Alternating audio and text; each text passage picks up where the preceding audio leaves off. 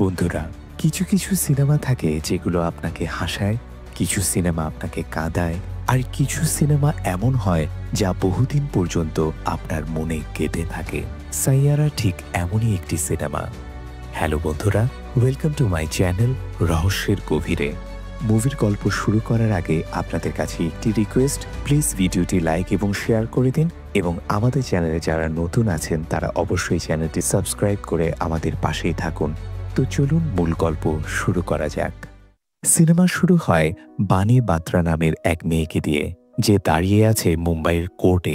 ওর সমস্ত পরিবারও সেখানে উপস্থিত। সে অপেক্ষা করছে নিজের ফিয়ন্সে মাহেশের জন্য। কিছুক্ষণ পর মাহেশ নিজে না এলেও তার একটি ফোন আসে বানির কাছে।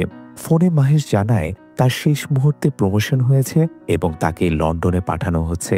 বানি খুশি মনে জানায় যে এটা তো খুব ভালো খবর, আমরা তাহলে পরে বিয়ে করে নেব।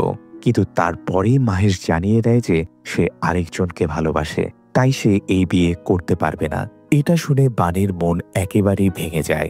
পরবর্তী কয়েক সপ্তাহ সে অনেক কেঁদেছে।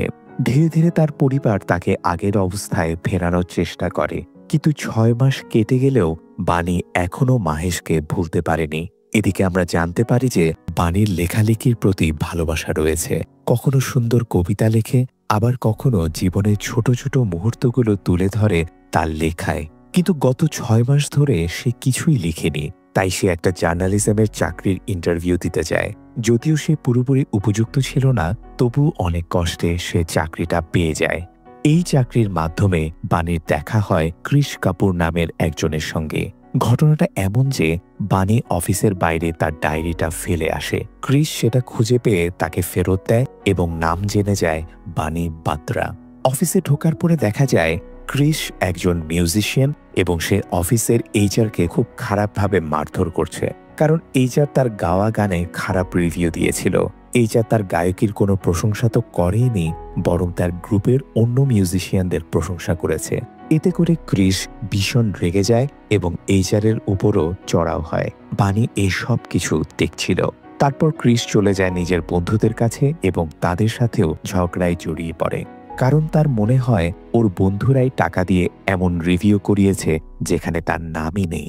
এর ফলে আজকের শো বাতিল হয়ে যায়, কারণ তার সব ব্যান্ড মেম্বার চলে যায়। কিন্তু কৃষ হাল ছাড়ে না।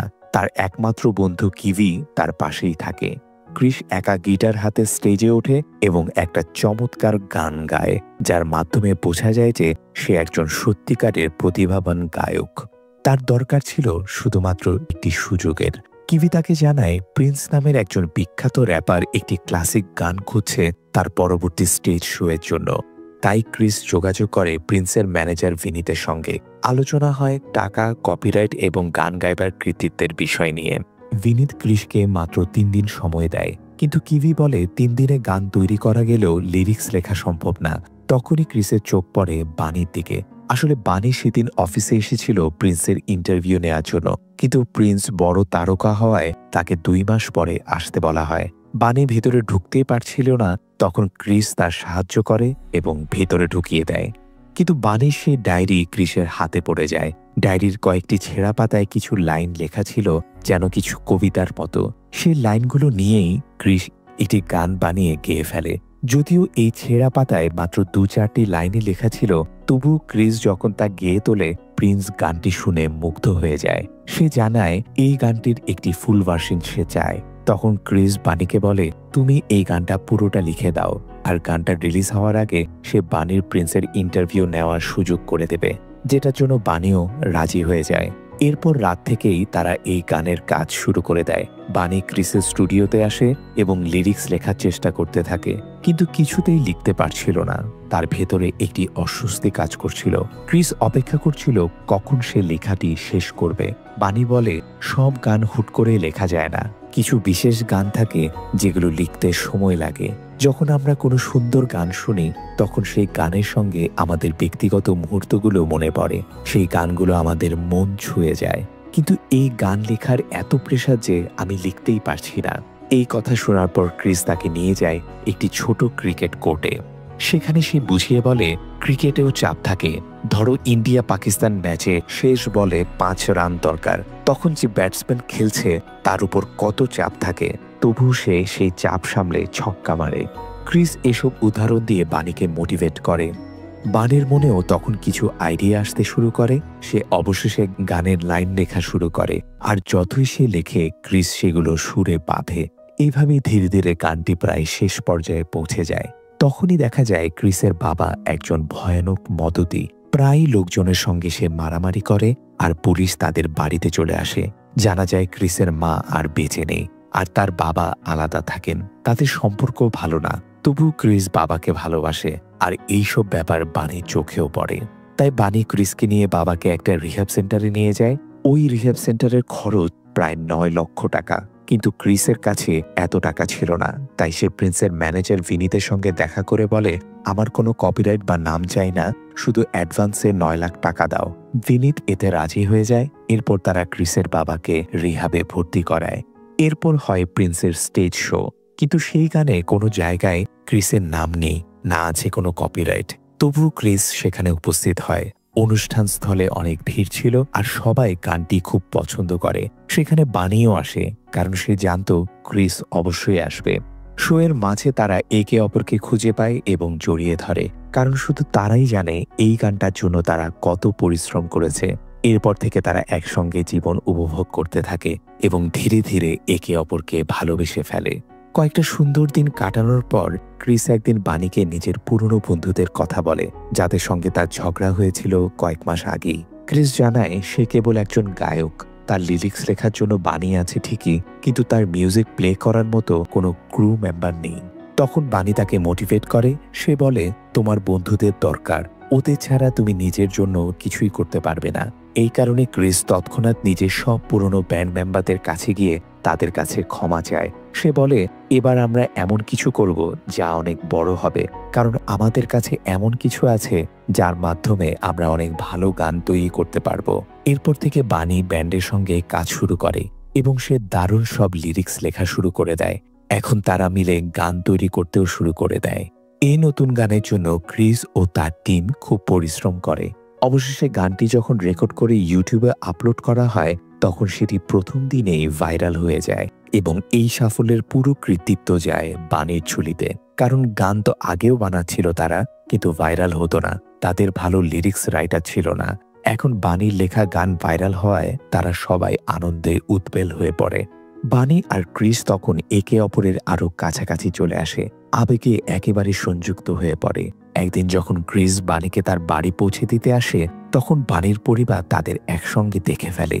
তারপর বানির মা প্রচণ্ড রেগে গিয়ে বানিকে বকাঝকা করে, কারণ কয়েক মাস আগেই সে ডিপ্রেশনের মধ্যে দিয়ে গেছে। বানির মা জানায়, যখন তুমি ডিপ্রেশনে ছিলে তখন পুরো পরিবার তোমার সঙ্গে কষ্ট পেয়েছে। এবার যদি তুমি আবার কোনো ভুল সিদ্ধান্ত নাও, তবে আমরা কেউ আর সেটা নিতে পারবো না। এই কথাগুলো ক্রিসও শুনে ফেলেছিল, কারণ সে বানির ব্যাগ ফেরত দিতে এসেছিল। সে সব কথা শুনে স্তব্ধ হয়ে যায়। অন্যদিকে এত সব কথা শুনে বানি জ্ঞান হারিয়ে ফেলে। তাকে সঙ্গে সঙ্গে হাসপাতালে নিয়ে যাওয়া হয়। ক্রিসও ছুটে আসে হাসপাতালে, কিন্তু বানির মা তখনও রেগে আছে। তিনি ক্রিসকে বলেন, তুমি যদি ওকে সত্যিই ভালোবাসো তাহলে বিয়ে করো, না হলে পুরোপুরি তার থেকে দূরে সরে যাও। এবার কিন্তু আমি আর কিছু সহ্য করব না। এই কথা শুনে ক্রিস হাসপাতালে বানির সামনে এসে বলে, চলো আমরা বিয়ে করি। কিন্তু বানি তখন বলে, বিয়ে এত সহজ নয়, এটা অনেক বড় একটা দায়িত্ব। এখন তোমার সুপারস্টার হওয়াটা জরুরি। বিয়ে তো আজকাল যে কোনো সময় করা যায়, কিন্তু তোমার স্বপ্নগুলো পূরণ হওয়া দরকার। আমি চাই না তুমি তোমার স্বপ্নের জায়গায় আমাকে বসাও, কারণ তোমার ভবিষ্যৎ অনেক উজ্জ্বল। এরপর 2 দিন পর বানি হাসপাতাল থেকে ছাড় পায়। সে সুস্থ হতে থাকে। অন্যদিকে ক্রিস যায় গোয়া তার বন্ধুদের সঙ্গে, কারণ তারা একটি ট্রাভেল ভিডিও শুট করতে যাচ্ছিল। গোয়ায় গিয়ে তারা দেখে যে তাদের ভিডিও ভাইরাল হয়ে গেছে। চারদিক থেকে মানুষ তাদের ঘিরে ফেলেছে, অর্থাৎ ক্রিস এখন সত্যিকারের সুপারস্টার হয়ে গেছে। এদিকে হাসপাতাল থেকে ছাড়া পেলেও বানিকে আবার কিছু টেস্টের জন্য ডাকা হয়। তখন টেস্ট রিপোর্ট থেকে জানা যায় বানির অ্যালজাইমার হয়েছে। ধীরে ধীরে সে সবকিছু ভুলে যাচ্ছে। বানি নিজেও লক্ষ্য করছিল সে ভুলে যাচ্ছে অনেক কিছু, কিন্তু সে জানত না এটা অ্যালজাইমারের লক্ষণ, আর এই রোগের কোনো চিকিৎসাও নেই। ডাক্তার তাকে বলে, এখন থেকে তোমাকে খুব সাবধানে থাকতে হবে, প্রথমেই পরিবারকে বলতে হবে। কিন্তু এই কথা শুনে বানি পুরোপুরি ভেঙে পড়ে। ঠিক তখনই ক্রিস এসে উপস্থিত হয়। সে বানিকে জানায়, আমি এখন সুপারস্টার, গোয়ার মানুষ আমাকে অনেক ভালোবাসা দিয়েছে। বানি চায় তাকে অ্যালজাইমারের কথা বলতে, কিন্তু ক্রিসের এই খুশি দেখে সে কিছুই বলতে পারে না। পরদিন বানি অফিসে জয়েন করে, কিন্তু মাথার মধ্যে শুধু একটা কথাই ঘুরতে থাকে, অ্যালজাইমার। অফিসে সে মাহেশকে দেখতে পায়। মাহেশকে দেখে তার পুরনো সব স্মৃতি ফিরে আসে, কিন্তু সে কিছুই বলে না। এরপর সে ক্রিসের কাছে যায়, আর ক্রিস জানায়, আমার এখন দিল্লিতে একটা কনসার্ট করতে হবে বন্ধুদের সঙ্গে। এটা আমাদের জীবনের সবচেয়ে বড় সুযোগ। কিন্তু এখানেও বানি এখনো কিছুই বলেনি ক্রিসকে তার রোগ সম্পর্কে। বানি জানতো যদি সে এখন ক্রিসকে সবকিছু জানিয়ে দেয়, তাহলে সে কখনোই এই কনসার্ট করতে রাজি হবে না। এই অবস্থায় ক্রিস বেরিয়ে পড়ে এয়ারপোর্টের দিকে, আর বানি চলে যায় তার অফিসের একটা পার্টিতে। কিন্তু সে পার্টিতে গিয়েই আবার দেখা হয় তার মাহেশের সঙ্গে, আর মাহেশকে দেখেই যেন বানির সব পুরনো স্মৃতি ফিরে আসে। সে যেন আবার চলে যায় সেই সময় যখন তাদের বিয়ে হতে যাচ্ছিল। সেই মুহূর্তে বানি মহেশকে বলছিল, আমরা দুজনেই তো বিয়ে করব, তাই না? কিন্তু মহেশের মনে তখন অন্য খেলা চলছিল। সে চাইছিল বানির সুযোগ নিয়ে কিছু করতে, কিন্তু আজ পরিস্থিতি একটু অন্যরকম। মহেশের স্ত্রীও পার্টিতে উপস্থিত ছিল। তবুও বানি তখন মাহেশের সামনে ভেঙে পড়ে, কাকুতি মিনতি করতে থাকে। তখনই মাহেশ রেগে গিয়ে তাকে চিৎকার করে ধমক দেয় আর পার্টি থেকে বের করে দেয়। বানি তার ব্যাগটাও পার্টিতে ভুলে ফেলে রেখে আসে। ফলে তখন ক্রিস তাকে ফোন করে, তখন সেটা রিসিভ করে একজন সিকিউরিটি গার্ড। সেই গার্ড পুরো ঘটনা ক্রিসকে জানিয়ে দেয়। এই খবর শুনে ক্রিস নিজের ফ্লাইট মিস করে সোজা ছুটে যায় সেই পার্টি ভ্যানের দিকে। সেখানে গিয়ে বানির ফেলে যাওয়া ব্যাগটি তুলে নেয়, আর তখনই তার চোখে পড়ে ব্যাগে থাকা অ্যালজাইমারের রিপোর্ট। সব জেনে ফেলে সে এখন বুঝতে পারে বানির আচরণ কেন এমন ছিল। এরপর সে দেখা করতে যায় সরাসরি বানির সঙ্গে। বানি তাকে বলে, তুমি সবকিছু জেনে গেছো, তাই আমার মনে হয় আমাদের আর একসঙ্গে থাকা উচিত নয়। কিন্তু ক্রিস বলে, তুমি মনে রাখো বা না রাখো, আমি সব সময় তোমার পাশে থাকবো। আমি ভালোবাসি তোমাকে। এদিকে বানির পরিবারও জানতো এখন সবকিছু। তারা আবার ডাক্তারের কাছে যায়। ডাক্তার বলে, এখন থেকে ওকে একটা স্ট্রিক্ট রুটিন মেনে চলতে হবে, আর থাকতে হবে একটা শান্ত পরিবেশে, যেমন পাহাড়ের কোলে বা সমুদ্রের ধারে। এই পরিবেশ ওর জন্য একটা থেরাপি হবে। এই কথা শুনে ক্রিস সিদ্ধান্ত নেয় সে বানিকে সমুদ্রের ধারে নিয়ে যাবে। তারা চলে যায় আলিবাগে আর থাকতে শুরু করে সমুদ্রের পাড়ে। ওখানে তারা দুজন মিলে অনেক আনন্দ করে, অনেক স্মরণীয় মুহূর্ত কাটায়। দুজনে তখন একে অপরকে গভীরভাবে ভালোবাসতে শুরু করে। কিন্তু সময়ের সঙ্গে সঙ্গে বানি ধীরে ধীরে সব ভুলতে শুরু করে। তবুও ক্রিসের কোনো রকম আপত্তি ছিল না। সে জানত ভালোবাসা মানেই পাশে থাকা, স্মৃতি থাকুক আর না থাকুক। এদিকে ক্রিস দিল্লিতে কনসার্ট করতে পারেনি, কিন্তু তার বন্ধুরা সেই কনসার্ট করে এবং সেটা বিশাল সাকসেসফুল হয়। এরপর আবার মুম্বাইয়ে এক নতুন কনসার্টের আয়োজন হয়। এবার বানি চায় ক্রিসও অংশ নিক। বানি খুবই খুশি ছিল। সে হাসি মুখে বলে, আমি তোমার স্টেজের একদম সামনে থাকবো। কেউ হাততালি দিক আর না দিক, কেউ তোমার নাম চিৎকার করুক বা না করুক, আমি ঠিকই করব। সব প্রস্তুতি সম্পূর্ণ। কনসার্ট শুরু হয় আর ক্রিস স্টেজে উঠে গান গাইতে। ঠিক তখনই ঘটে সবচেয়ে অপ্রত্যাশিত ঘটনা। মাহেশ আবার হাজির হয় সেই কনসার্টে। জানা যায় এই কনসার্টের স্পন্সরই ছিল মাহেশ। বানি যখন তাকে দেখে, সে আবার পুরনো স্মৃতিতে হারিয়ে যায়। সব ভুলে গিয়ে মাহেশকে বলে, আমাকে কখনো ছেড়ে যেও না, আমি সব সময় তোমার সঙ্গে থাকতে চাই। তারা তখন একা এক ঘরে ছিল। মাহেশ এবার সত্যি বানির সুযোগ নিতে চায়, কিন্তু ঠিক সেই মুহূর্তে ক্রিস সেখানে পৌঁছে যায়। মাহেশ বলে, সে তোমার সঙ্গে থাকতে চায় না, ও এখন আমার সঙ্গে থাকতে চায়, দূরে সরে যাও। কিন্তু ক্রিস জানতো এটা ওর অসুস্থতারই একটি প্রতিক্রিয়া। তাই সে রাগে মাহেশকে ভয়ঙ্করভাবে মারতে শুরু করে। সে জানতো মাহেশ ওর ভালোবাসার মানুষটার দুঃসময় দেখে সুযোগ নিতে যাচ্ছে। তখনই পেছন থেকে বানি হাতে ছুরি নিয়ে আসে। সে বলে, মাহেশের গায়ে যদি তুমি আর একবার হাত তোলো, তাহলে আমি তোমাকে ছুরি মারব। ক্রিস ভয় পায় না। সে ধীরে ধীরে বানির দিকে এগিয়ে আসে, আর সেই মুহূর্তে বানি ছুরি বসিয়ে দেয় ক্রিসের হাতে। তবুও ক্রিস পিছু হাঁটে না। সে শুধু তাকে আলিঙ্গন করে বসে থাকে। বানি অজ্ঞান হয়ে যায়। পরের দিন যখন বানির ঘুম ভাঙে, সে কিছুই মনে রাখতে পারে না। সে ভাবে আজই কনসার্ট। সে বলে, আজ তো তোমার কনসার্ট, তাই না? ক্রিস হাসে। সে বলে, কনসার্ট তো গতকাল হয়ে গেছে, তুমি খুব খুশি ছিলে কালকে।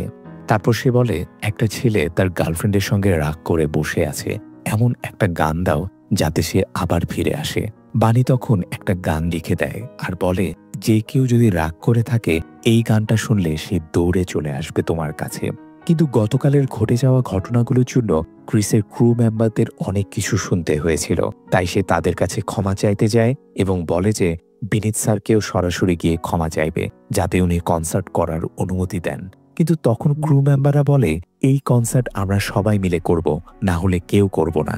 তুই অনেক বদলে গেছিস। আমরা আগের সেই ক্রিস কাপুরকে চাই যে সেলফিশ ছিল, রেগে যেত আর সবসময় অ্যাটিটিউডে থাকতো। এরপর ক্রিস আবারও বানির সঙ্গে দেখা করতে যায়, কিন্তু দেখে বানি বাড়িতে নেই। পুরো ঘর খুঁজে দেখে, এমনকি সমুদ্রের ধারে গিয়েও দেখে, কিন্তু কোথাও নেই।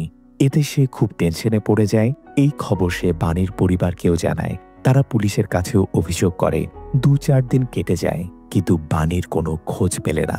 তারা অনেক পুলিশ অফিসারের সঙ্গে কথা বলে, কিন্তু পুলিশ বলে 2 মাস ধরে আমরা তদন্ত করছি, কিন্তু যারা নিখোঁজ হয় তাদের খুঁজে পাওয়ার সম্ভাবনা খুবই কম। এইভাবে একটা বছর কেটে যায়, কিন্তু এখনো ক্রিস বানিকে খুঁজে পায়নি। সে এখনো বানিকে ভুলতে পারেনি। আগের মতোই গভীরভাবে সে বানিকে ভালোবাসে। বানি নিখোঁজ হওয়ার আগে একটা গান লিখে গিয়েছিল। সেই গান দিয়েই ক্রিস কাপুর হয়ে ওঠে ভারতের সবচেয়ে বড় সুপারস্টার। কারণ বানি বলেছিল, এই গান যেই শুনবে সেই ছুটে চলে আসবে।